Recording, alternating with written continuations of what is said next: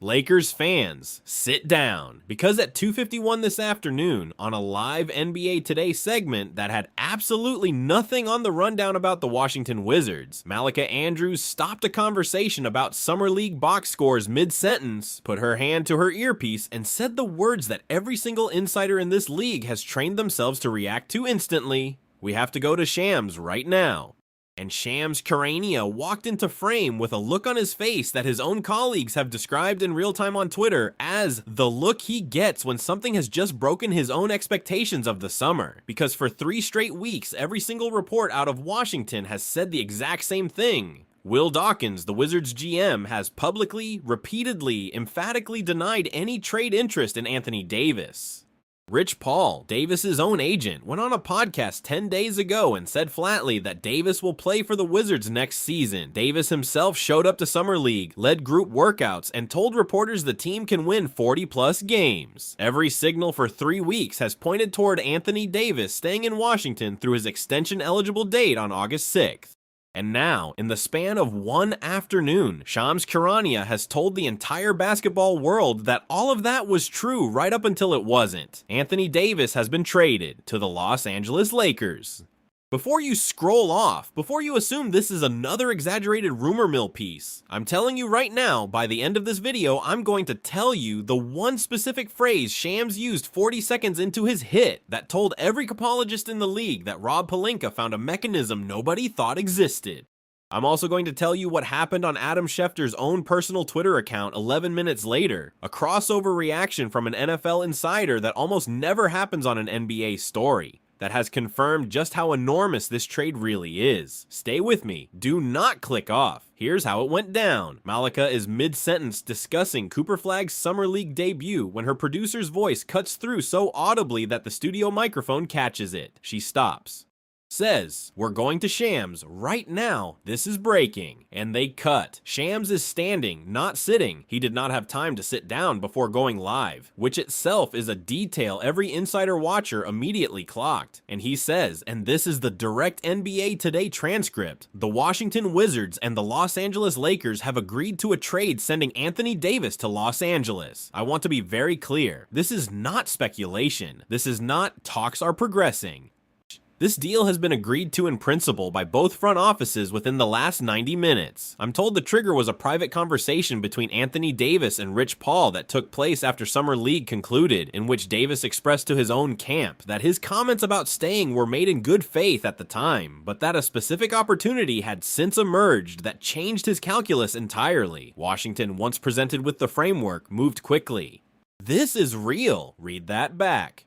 This is not speculation. Shams opened with a direct denial of the exact narrative he himself had been reporting for 3 weeks. That is not a small thing. Insiders do not publicly contradict their own recent reporting unless they have ironclad new information.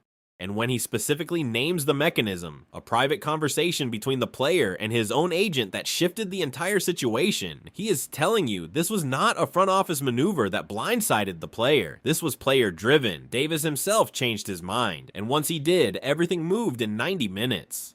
And 11 minutes later, as I promised, Adam Schefter, ESPN's NFL insider, a man who almost never comments on NBA transactions, posted from his personal account, and I'm quoting directly because it is genuinely rare. Just talked to a few people in league circles. This AD trade is a legitimately enormous story, not just in the NBA. When a player of this magnitude moves in July, it changes recruiting conversations across professional sports. Congrats to Shams on a monster scoop. Or read that back. Adam Schefter, the single most powerful reporter in American football, stepping outside of his own sport to publicly praise a basketball scoop. That does not happen casually. Schefter does not spend his social capital congratulating a rival network's basketball reporter unless the story is genuinely one of the biggest of the year across all of sports. That tweet alone told the entire sports media ecosystem, not just the NBA bubble, that this trade was the story of the summer. It hit 3 million views in under 20 minutes, cross-pollinating NFL Twitter into NBA Twitter in a way that almost never happens in the middle of July. Now, the whiplash, because I know exactly what you're doing right now. You're going, wait, 3 weeks ago, Rich Paul said flatly that AD is playing for Washington next season. Will Dawkins has been saying it publicly for a month. AD himself said he wants to play all 82 games there. What changed? And here's the honest answer, and it is hiding in plain sight if you know where to look. Anthony Davis becomes extension eligible on August 6th. That date has been the central tension of this entire situation. Washington wanted to have extension talks with him, but extension talks require both sides to agree on years, money, and, critically, organizational direction. And somewhere in the last 2 weeks, according to sources close to the situation, those conversations hit a wall. Washington is rebuilding around Trae Young, AJ DeBonsa, and a young core. Davis is 33 years old. A 4-year max extension for a 33-year-old center on a rebuilding timeline is a mismatch that both sides eventually had to confront honestly, even if the public denials continued right up until the moment they stopped being true. Stay with me.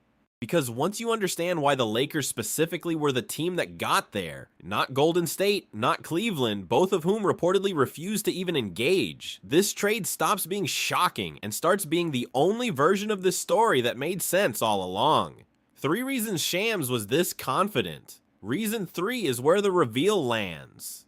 Reason number 1, LeBron James is gone. Not rumored to be gone, gone.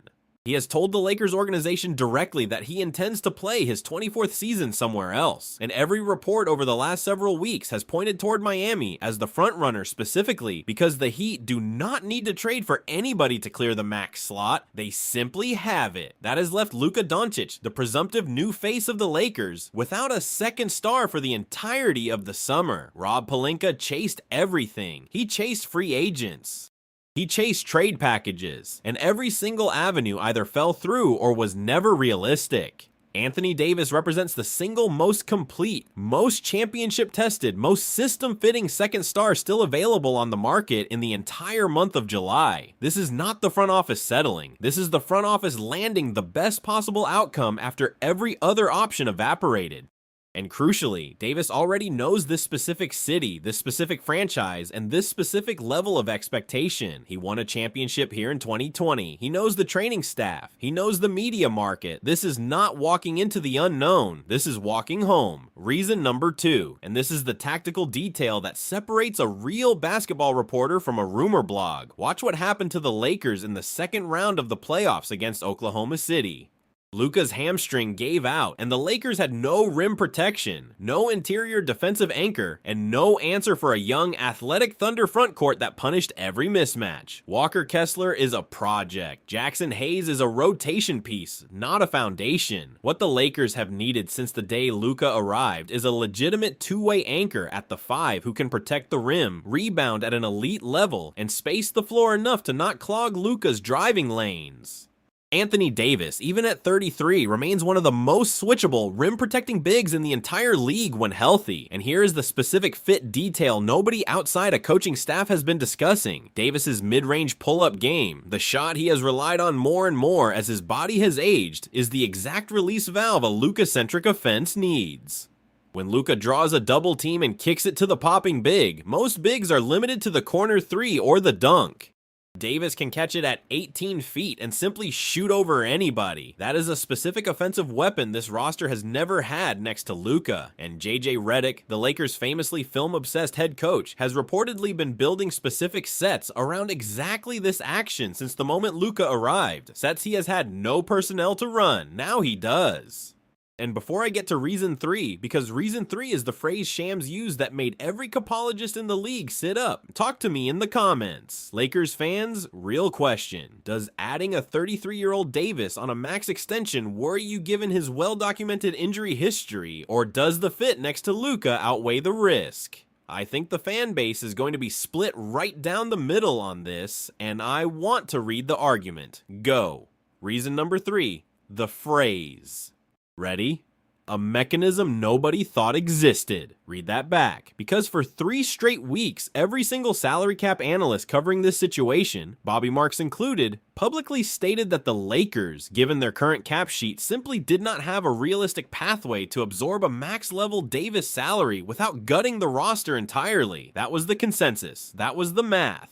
And when Shams in his live hit specifically used the phrase that Pelinka had found, a mechanism nobody thought existed, he was telling the entire capology community that they had all missed something. And within 20 minutes, Bobby Marks himself went on air and explained what it was. The Lakers used a trade exception generated from an earlier minor move this summer that nobody had connected to a Davis pursuit, combined with Washington's own motivation to attach a favorable second apron variant since they are nowhere near the tax line themselves. That is an obscure, technical, capologist-only mechanism. And when a reporter's live report forces the league's top cap expert to scramble on air to explain the mechanics after the fact, that is the single strongest tell that the report is not speculative. It is sourced from people who were literally in the room building the framework. Stop, rewind, nobody predicts a mechanism they cannot verify. Shams verified it, and Bobby Marks spent the next segment proving he was right. Now the skeptic, Stephen A. Smith was on First Take within the hour, and he did not hold back. Will Dawkins looked all of us in the eye 3 weeks ago and said ad wasn't going anywhere. Rich Paul went on a podcast and said he's playing in Washington, and now he's a Laker. You gonna tell me Anthony Davis at 33, coming off a season where he battled hand injuries and every other ailment under the sun, is going to be the difference maker for a Luka Doncic championship run? This man cannot stay on the floor. And listen, Stephen A's health concern is legitimate. Davis has battled a documented extensive injury history across his career, including significant hand and leg issues just last season in Dallas. That is real. That is not something to wave away. But here's the counter. Every single team that passed on this exact pursuit, Golden State, Cleveland, passed specifically because they did not want to commit max money to a 33-year-old on a long-term extension. The Lakers, with Luka locked in for the better part of the next decade, are not making a 10-year bet. They are making a 2 to 3 year championship window bet, and Davis's specific skill set, even in a reduced minutes, load-managed role, is worth more to a title push than almost any healthy role player available in July. Stephen A is calculating total risk over a full contract. Pelinka is calculating marginal championship equity over the next 2 postseasons. 2 very different math problems, and only one of them is the one that actually matters to a franchise chasing a ring right now. Here's the part that makes this genuinely stranger than fiction, because 6 years ago, in the summer of 2020, Anthony Davis stood on a court in the Orlando bubble and hit the biggest shot of his career, a corner 3 over Bam Adebayo, to close out Game 5 of the finals and deliver the Lakers their 17th championship. That was AD in purple and gold. Then he was traded to Dallas as part of the Luka blockbuster. Then he was traded to Washington 5 months later. And now, in the span of roughly 18 months, the exact same player who won a title in this specific building is walking back through the door and to play with the exact same superstar the Lakers acquired in exchange for him in the first place. Anthony Davis and Luka Doncic will now be teammates. The 2 names attached to the biggest trade in Lakers history together on the same roster. Try to write a stranger sports story than that. You can't. But I owe you the honest version of the risk. There is a world where Davis's body simply cannot hold up to a full 82-game workload plus a playoff run at this stage of his career. There is a world where the fit with Luka, on paper so clean, runs into spacing issues neither team's offensive coordinators fully modeled. That risk is real. But the alternative for the Lakers this summer, running back a roster with no proven second star behind a suddenly solo Luka Doncic, was not a real alternative at all. This was the swing they had to take, so let me bring it home. Anthony Davis to the Lakers matters because every other superstar pursuit this summer collapsed and Davis was the best remaining fit for Luka's specific offensive style.